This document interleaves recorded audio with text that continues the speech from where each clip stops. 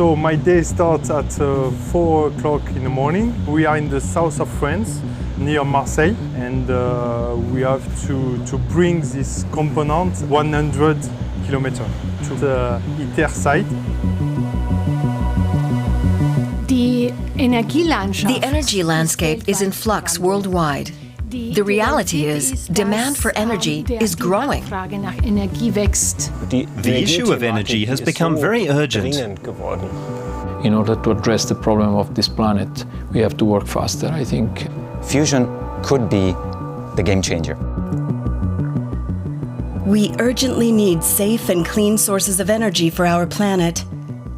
Is nuclear fusion the answer to the energy and climate crisis? Will scientists and engineers be able to unleash the potential of fusion before it's too late?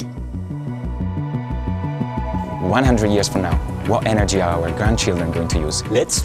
Ultimately, the discoveries of our research belong to the world. Nuclear fusion is a process that occurs naturally in the sun. Scientists want to mimic that process on Earth. Thousands have been researching just that for over 30 years. In April 2020, the first magnetic coil was delivered for ITER's experimental reactor. We're seeing today the birth of the real big players of tomorrow. ITER is the biggest and most complex project human beings have ever tackled. You have the hottest place in the galaxy right here and the coldest place on Earth just a few meters away down there. The fuel that we need can be inexhaustible. Fusion is the most natural thing there is. Same process as the sun.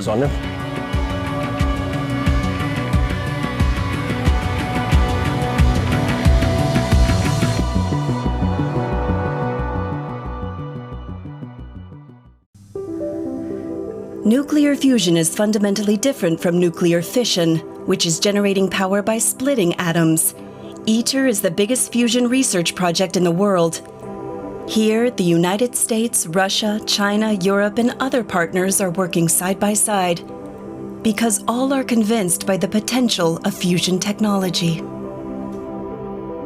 Behind me is the construction site of the ITER project. This is where the tokamak reactor will be located. And this is what we are trying to do in ITER. Get the physics sorted, but do it in an environment which would be utilizable in the future as a commercial source, and not something where we do an experiment, somebody gets a Nobel Prize, and then that's over. I think that's the intention of ITER, is to have a future beyond.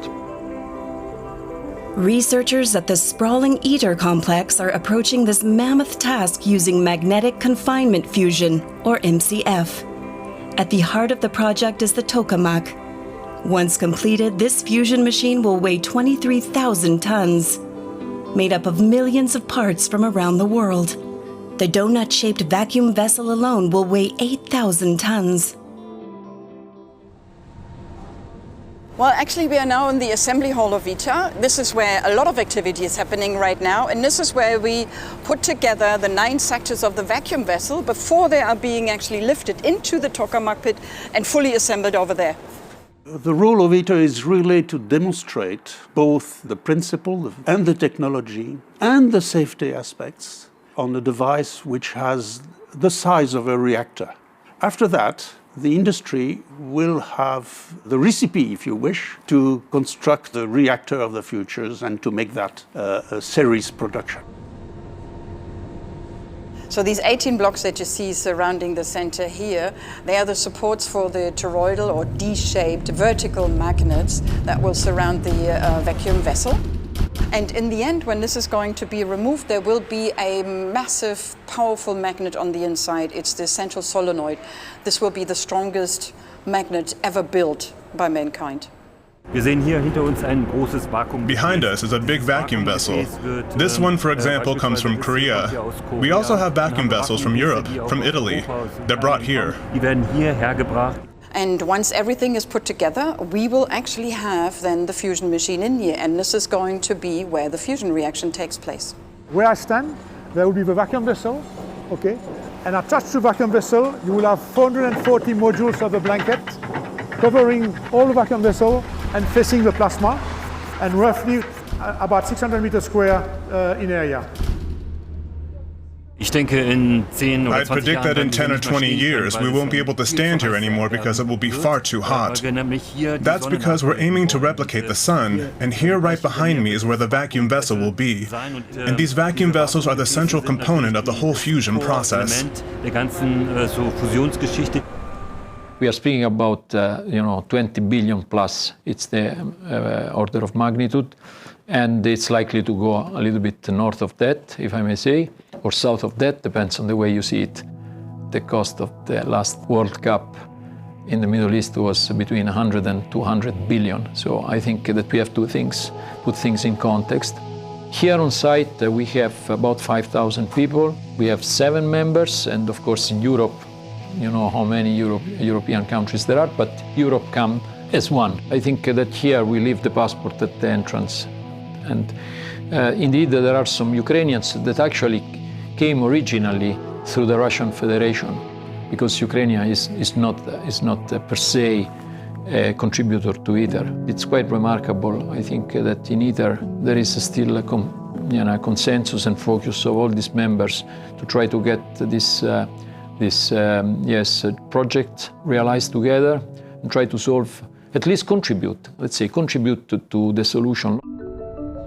We are in the Cryostat workshop here at ITER on the work site, and what's coming into sight right now is actually the last piece of the cryostat itself that we are putting together here. Basically a giant thermos. The reason for that is that it will create an environment that protects the vacuum inside and the cool temperatures. What's happening right now here, it's the cover of the cryostat that's being built here that you see up top there. It's basically just the top lid. It's 3,800 tons altogether, all 4 sections together. And as you can see by the size, it's 30 meters across, it will be 30 meters high. You just can't transport that easily. So all the parts have actually come from India, have been welded here together into the 4 sections. Fusion is certainly a technology which is very, very complex. And so how this will be deployed is a question mark. The principle of fusion is that we want to take light particles and smash them against each other as hard as we can. And when we do that, they will fuse, hence the word, and part of their mass will transform into energy. Energy and mass are ultimately interchangeable. You can transform mass into energy and energy into mass. It works in both directions. There's a famous formula, E equals mc squared. Everyone knows it. The energy we can harvest, we can pick it up to then power our houses, our industries, our systems in society. What we need to get this actual fusion reaction to happen is we need our 2 initial reactants to get close enough that they will actually fuse into our final product. Unfortunately, this is fairly difficult, and the main reason for that is that our 2 initial reactants are both positively charged. And in the same way that 2 positive ends of a magnet will repel each other, so will they. So fusion for me, it's a bit complicated process. Like when you try to bring 2 similar people together in society, it always gets complicated. And likewise, when you have 2 small positively charged particles, when you try to bring them together, it's always get complicated. So for example, when you have 2 hydrogen isotopes, one deuterium, one tritium, both being positively charged, when you try to bring them together, they repel because of the electrostatic forces being involved. But if you energize them enough that they can overcome this barrier, then they come together and they fuse. When they fuse, a lot of fusion energy is being created. Of course, during this process, a high energy neutron is being ejected, and alpha particle, which is commonly known as helium, is being created. And this fusion energy can then be converted into electricity, this low carbon energy, no carbon electricity, which is good for the future. Fusion happens in the sun's core in extreme conditions. It's extremely hot and very dense. That's one reason why the sun or some random star can't be simply transplanted to Earth, because it only works in space, so our approach has to be a bit different. The sun is very big, like all the stars, and gravity makes all the mass of the sun stick together. Now, we can't quite make a star that big into our laboratory, so we have to come up with something smarter. So even when we say we use solar energy, we're actually going to use the energy coming out of fusion reaction and recreate these conditions, or try to recreate similar conditions than those that are taking place in the sun. We just try to take a shortcut here. One way is plasma confinement in a tokamak. Inside the reactor, the donut-shaped vacuum vessel is surrounded by electromagnets. A tiny amount of hydrogen injected into the vacuum is plenty. And then you switch on a solenoid which is in the middle of the tokamak. And this, by the magic of physics, creates an electric field in this donut. The hydrogen isotopes, deuterium and tritium, begin to swirl around in the vacuum. An initial heating system converts the gas into a plasma. Further heating processes using electromagnetic waves and neutral particle injection are required in order to heat the plasma to temperatures of 150 million degrees Celsius. And then the process of fusion starts. The particle can knock each other sufficiently fast so they fuse, and then they produce energy. Then you have lit a sun inside your cage. Now neutrons are neutrally charged, so they're no longer captured by our magnets, and they fly off and hit the wall. In a reactor, what you would do is you'd have what's called a blanket on the wall, and as the neutron slows down in the blanket, it heats the metal. So all you do then is pass water through the hot metal, that water turns into steam, and then you take that steam, turn turbines, and produce electricity, just like turbines do in current power stations. We look at magnetic confinement as the only process that has really survived the Darwinian evolution of fusion systems over 60 years and more of fusion research. There's also another type which is called inertial confinement, which requires you to just get very, very high densities and temperatures for a short period of time. Most commonly this is done with lasers, but there are other approaches using more sort of pneumatic, just straight up physical methods to compress something. A tokamak and a stellarator are similar in that they're both magnetic confinement bottles. Tokamaks have emerged as the most conventional way of trying to confine plasmas, and they have reached marvelous results. The cousin of the tokamak is the stellarator, which actually was invented before the tokamaks, but it was so complex in its design and then in its construction that it remained as a little cousin, so to say. Once finished, the ITER tokamak fusion reactor will be the largest of its kind worldwide. Meanwhile, the world's biggest stellarator fusion device is located in northern Germany. The project is called Wendelstein 7X. Wendelstein is einfach ein Berg in Bayern. Wendelstein is a mountain and hiking trail in Bavaria. The paths wind up the mountain in a way that's reminiscent of the shape of the magnets that we have in this machine. So that's one reason. And secondly, because the oldest stellarator, the first stellarator to actually get up and running, was in the mid-1950s at Princeton. The project director, Lyman Spitzer, was a famous astrophysicist and an avid mountain climber. And he called the research work Project Matterhorn. And then Werner Heisenberg saw it and said, then we'll name our project after a mountain too. So this project is called Wendelstein. The Stellarator project in Germany has the name of this Bavarian mountain, but it's located in Pomerania. Not as a mountain, of course, but as a machine. The Wendelstein 7X Stellarator. It's a major fusion research facility and located here at the Max Planck Institute in Greifswald. The Max Planck Society decided to show its muscles when it had the first large-scale clusters and had the knowledge and the know-how to then go and optimize these Stellarator devices.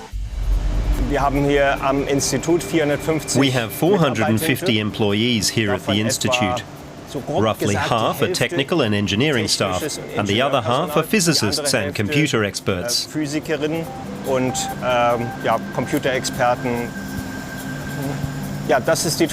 the Torus Hall. The Wendelstein 7X, there you have it.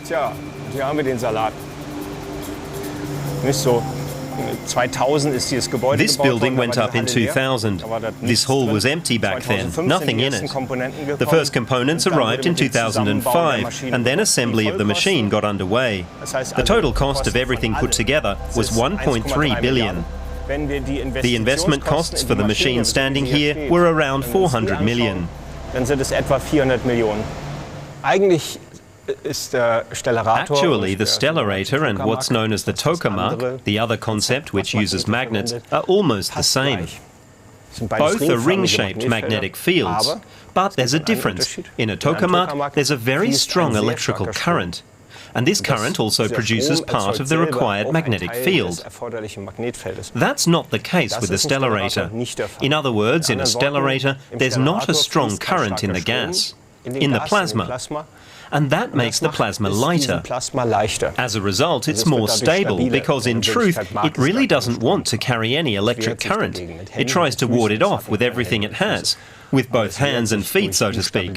It doesn't have hands and feet, of course, but it fights it with an unstable reaction to this electrical current. And that's why it's good to get rid of this current. It solves a whole lot of problems. Because there's no electrical current flowing in the stellarator, the magnetic field must be configured. That's a requirement of physics. So it hinges on how it's shaped, and that's where all the research is focused. Decades of physics research has been devoted to the shape of this magnetic field. The shape of the magnets can determine the shape of the magnetic field. It's the most accurate shape of the magnetic field that you can imagine, even if it looks very odd.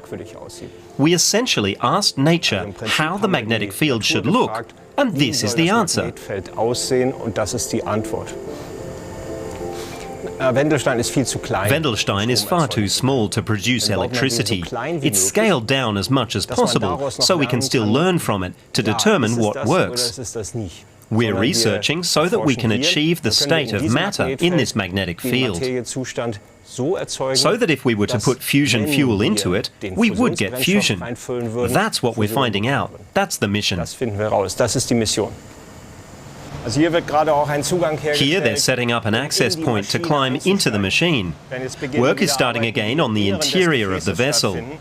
Our technicians and engineers will climb in there, the physicists too, and they'll be working inside the machine. I'm amazed that we made it. It was so difficult. And it's a good machine. It's working really fine. It's fun to work with this machine. It's so tame. It's so cooperative, because each machine has a soul. I must say the machine has a good soul. Sometimes if it was a hard day or a frustrating day, then it's always curing to go here and just to have a look, and then you know why you're doing it. It's a beauty in its own, yeah. So people say, so this is a kind of pinnacle, or at least a very nice example of German engineering. Looks so German, because everything is shiny and tidy. It's science cast in steel. The first fusion companies emerged in the US and Britain, but Germany has really caught up in recent years, and it really has a terrific foundation.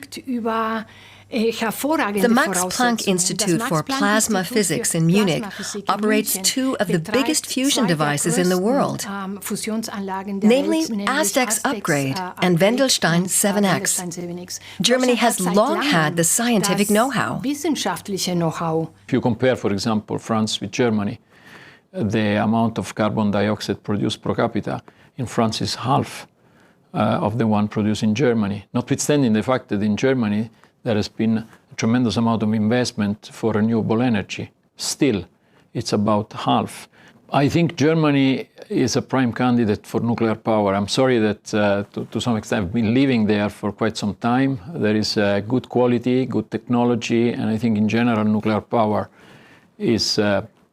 would be well placed in Germany. And fusion is one of the possible sources, is of course for the long term. In Germany, when you just mention the word nuclear, people immediately react as though they're a bit allergic to it. That's why a great deal of educational work is needed, so that people understand the differences.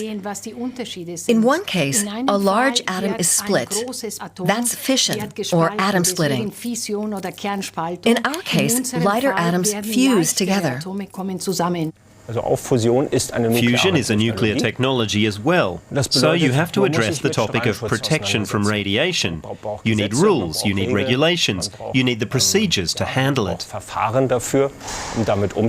Regulation cannot be overestimated in its importance. If regulation were not to be right, we would have to design power plants for the wrong requirements. We would have to overcomplicate the system and make it even more complex than it already is. And this is not to anyone's advantage. It's certainly a challenge to develop an industry where regulation itself is being created. We have regulation related to power plants of all different sorts. We have the threat in fusion to be mixed up with fission, the other kind of nuclear, which is about splitting uranium. Fusion has relatively little to do with the other nuclear, but in people's minds, the two seem quite similar. So there is a real threat to social acceptance of this new technology. If we don't regulate fusion in the right way, we could make more damage for the history of humanity than we may realize in practice.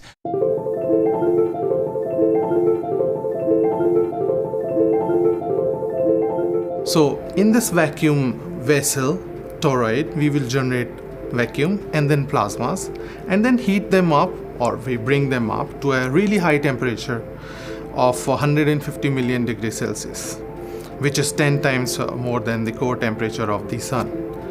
So now we have got two things, vacuum, then plasma, which means high temperature. Now you need to contain this in a dense form. This we can do.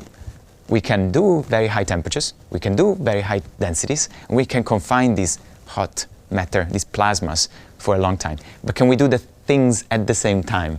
At 100 million degrees, some marvelous things happen. You start having particles colliding so often at such energy that you get the statistical conditions where enough fusion reactions are happening to overcome the level of expenses that you have in heating the system in the first place. A plasma is the fourth state of matter from the basic ones, where you start with a solid, add a little bit of energy, you get a liquid, add a bit more energy, you get a gas, and then if you add even more energy to that, you end up with a plasma. And a fun one with plasma means that your whole gas becomes charged, and that means you can hold it in place with magnetic fields, but there are a number of different other approaches.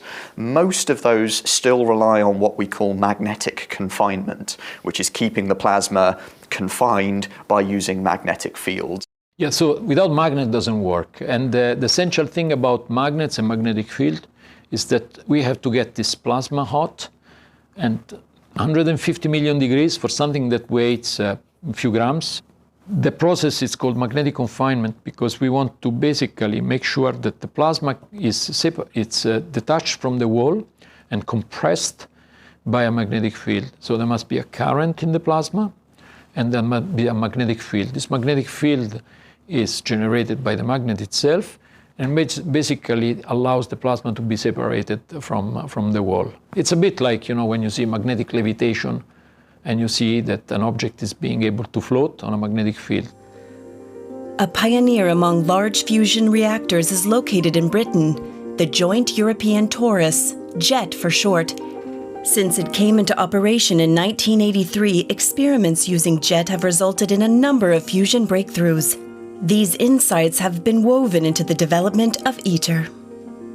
It's this JET, which is the biggest operating tokamak in the world currently. This is the JET in-vessel training facility. The actual JET experiment is through a big thick wall over there. JET is the largest operating fusion experiment in the world. We don't put power on the grid. It's an experiment run by Eurofusion. You can see it's kind of got a circular shape. It's quite hard to see from this angle, but it's a donut shape, at least on the inside, and that's key for fusion. So if we were in the real JET tokamak, well, the vacuum vessel would look much as you sort of see. So where this robot is, here you'd have about 150 million degrees, which is what you need for the fusion reaction. And then just under my feet, under here, you have special pumps that are at 4 degrees above absolute zero. So you have the hottest place in the galaxy right here, and the coldest place on Earth just a few meters away down there. Even though projects like JET have been around for decades and the principle of fusion was proven in the mid-20th century, the technology is still not ready for prime time. Hence the old joke that fusion energy is always 30 years away. Even still, more and more private investors believe in the potential economic success of fusion. Ja, die Startup-Szene, die ist sehr, sehr breit. The startup scene is really broad. More than 50 companies have been set up worldwide. Proxima Fusion is one special example for us, because the founders of this startup are young people from our institute. Proxima Fusion is a spin-out of the Max Planck Institute for Plasma Physics. We are based in Munich, and we're working on quasi-isodynamic stellarators as a way to make fusion energy. The mission of Proxima Fusion is nothing but putting energy on the grid. This is an incredibly large objective, of course. Our public institutions have been doing research on the topic for decades. We've now built such know-how. It's clearly time to transition the field, to complement it with more and more engineering. So Proxima is working to think about the many engineering systems that are needed to actually convert something from a scientific project to an energy-focused project. We must be humbled by the really standing on the shoulders of giants, and we need to make the most of the opportunity of translating this research into a new industry. So the interaction that Proxima Fusion has with the Max Planck is based on collaboration agreements. There's a transfer of knowledge taking place, because ultimately the discoveries of our research belong to the world. We're funded by taxpayers, so as a result, all that we uncover belongs to humanity, startups as well. We are trying to build this relationship in a complementary way. There are things that are not within the Max Planck's mission.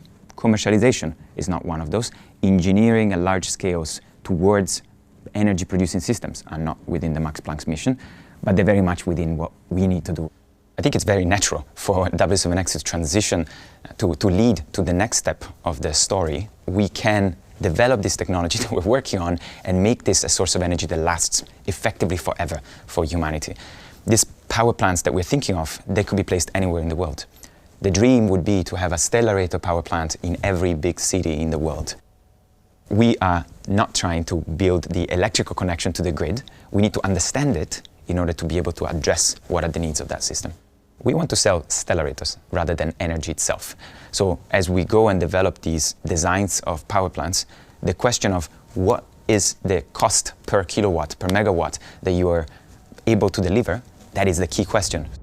W7X, to our eyes, is the kind of device that shows the clearest and most robust way to fusion energy.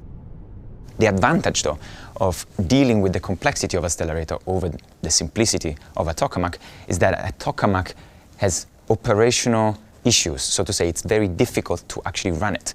It's definitely an exciting time in terms of how much is happening in the private fusion industry. And I find particularly exciting the interface between the new private industry and the public institutions. It's that interaction, I think, that can speed us up. The issue of energy has become very urgent, and it's really starting to hurt in terms of energy supply and the impact on the environment and climate. So these initiatives are gaining momentum. Gauss ist ein europäisches Unternehmen. Gauss is a European company. The companies that founded Gauss Fusion have been working in fusion for decades. In 2022, they had the idea to merge and set up Gauss Fusion in order to build a first-of-its-kind fusion power plant. We're different from other companies in this sector because they're largely spin-offs from universities or research institutes. Gauss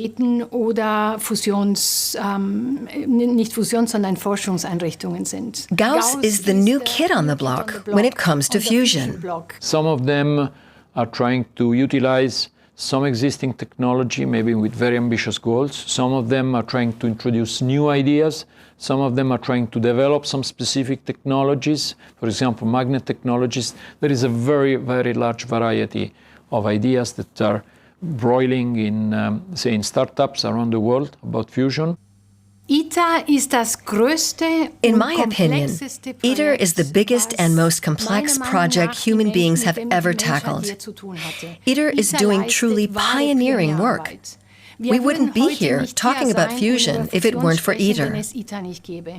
It's taught us a great deal, and we'll continue learning from ITER in the future.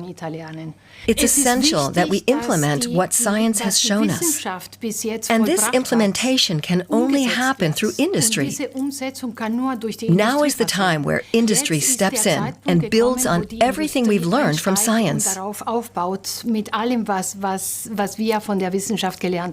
Both the tokamak and the stellarator have advantages and disadvantages. The geometry of the stellarator is very complicated compared to the tokamak. But stellarators are better than tokamaks at using atoms to control plasma. So both have pros and cons, and both present their own challenges. And we're investigating which one we'd like to work with in the future. Every new technology needs some kind of seed money. Think of how solar and wind energy began. Without initial support from the state, these renewable energies wouldn't have been able to make the important contribution they're making today.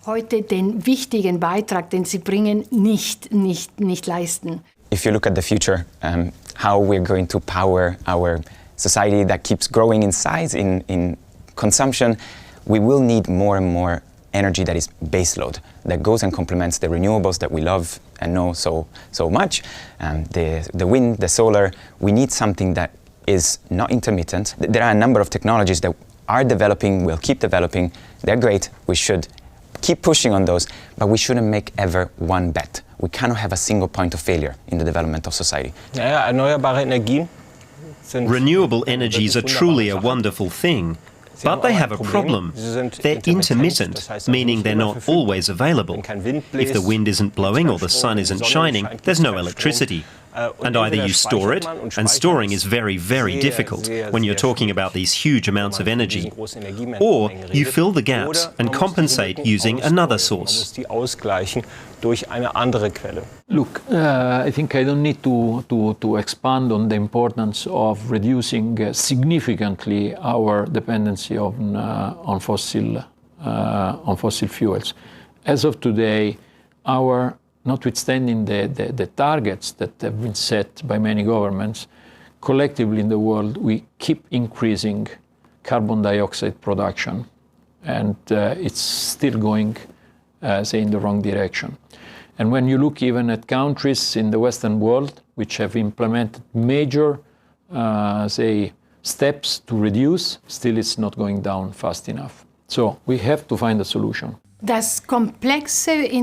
it comes to financing, the time frame makes things tricky. We're talking about projects that span 15 to 20 years, so funding them becomes somewhat complicated. The return on investment won't come tomorrow, or in 3 or 5 years' time, which is what conventional private equity companies are accustomed to. I think fusion as a commercial bet, as an investment bet, it's a difficult one. Objectively, it's very difficult for an investor to understand the entire landscape. And identifying those companies for an investor, distinguishing between the different physics and engineering concepts can be extremely challenging. The size of the market that we're addressing with fusion power plants is enormous. So we're seeing today the birth of the real big players of tomorrow. The fusion process is already 1,000,000 times more efficient than the process of combustion. For a large coal-fired power plant, you need tens of thousands of tons of coal a day. That's 2 shiploads. And for a fusion power plant with a similar capacity, you just need a kilo. That's about a bucket. That means, in the morning, a staff member can bring the fuel in a small bucket. That's just astounding. Fusion uses as a fuel, in the way we look at it, heavy forms of hydrogen. These forms of hydrogen can be created, partly widely available in seawater, partly we can create them in a self-sufficient way, produce them within our own power plants. As the neutron slows down, if you put lithium in the blanket, the neutron hits the lithium and breeds tritium. It creates its own fuel, and so we take the fuel that we've made in the blanket and recycle that and put it back into the reactor. This means that the fuel that we need can be inexhaustible. By inexhaustible, I don't mean that it's easy. I mean that we can develop this technology that we're working on and make this a source of energy that lasts effectively forever. It's just an amazingly efficient fuel, and it's readily available. It's not like you have to be on good terms with someone who has this fuel and then pay them loads of money. In principle, everyone has it. Fusion comes with many challenges. One hurdle it needs to overcome is public acceptance. It's a new technology. People don't know what fusion is, so there has to be a lot of educational work done, among other things. Despite being a nuclear technology, fusion doesn't have the major problems typically associated with it. Two in particular. One is the loss of control when a power plant breaks down, which we've unfortunately experienced a few times already.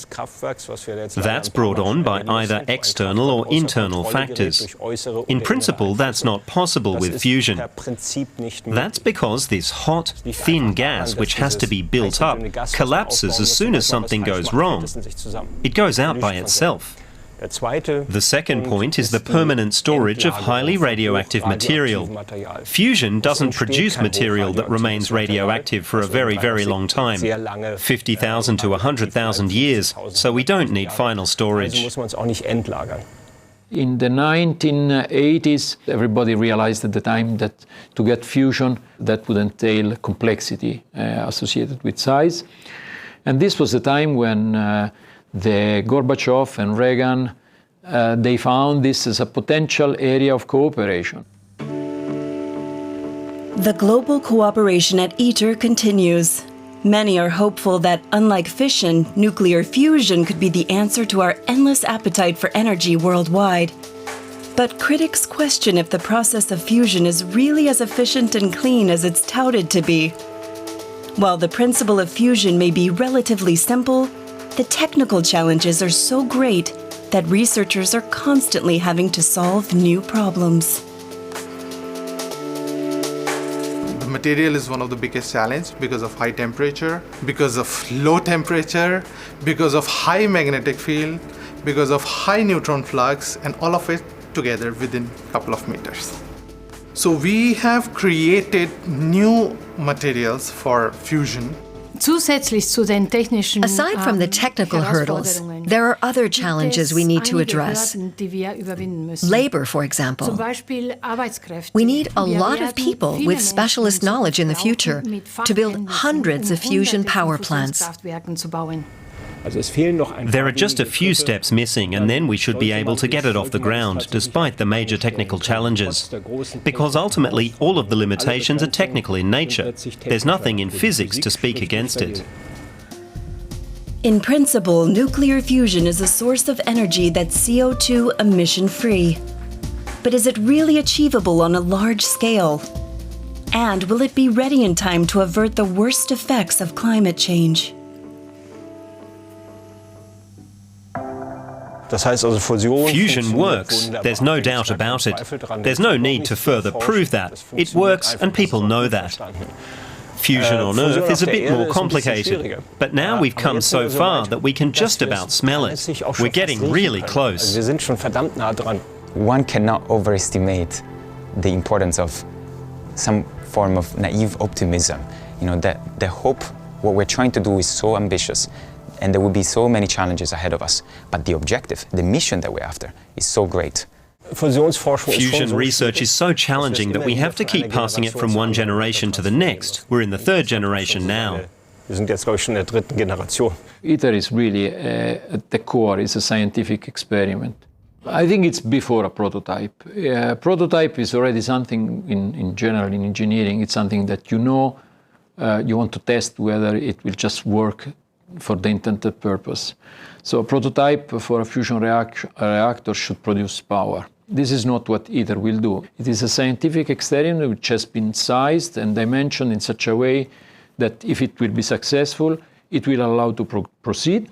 And the idea in the fusion program is a similar type of reactor would be built based on the knowledge developed by ITER, and that maybe will eventually yield to a prototype. So we are a little bit far from a prototype. There are a number of things that need to be part of this cocktail of ways of addressing climate change. Fusion is a big beast in there. It could do so much.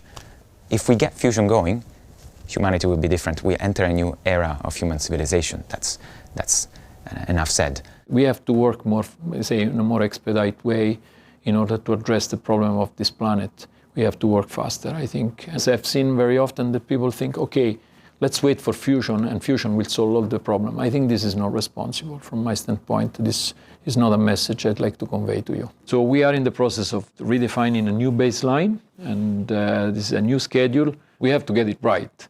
We're planning to finish a first fusion power plant by the early 2040s. We do not currently have any single technology or even mix of technologies that we can say will definitely provide sufficient energy for a growing population and a growing standard of living ad infinitum. And if we were to be able to make fusion a reality, that may well be true, that we could have that security. Fusion will be the energy of the future, but whether it would be right for the energy transition, that's for us to answer. The objective of all the fusion companies as of now must be to develop fusion energy to connect our models, our prototypes to the grid within 20 years. Fusion is a reliable, inexhaustible, and clean source of energy that harms neither the environment nor the climate. And fusion offers benefits beyond that. It gives us energy independence. That means it makes us independent of global international supply chains. Now is the time when we're entering the field, translating research into an industry that can then scale to meet our climate challenges. The speed is the key aspect of all of this. The question is not whether we will get fusion, the question is just when at this point. First of all, we need energy. Second, we need more energy for the developing world. Third, we need energy that doesn't emit any CO2 into the atmosphere. And fourth, we need energy that's safe and available to everyone on Earth.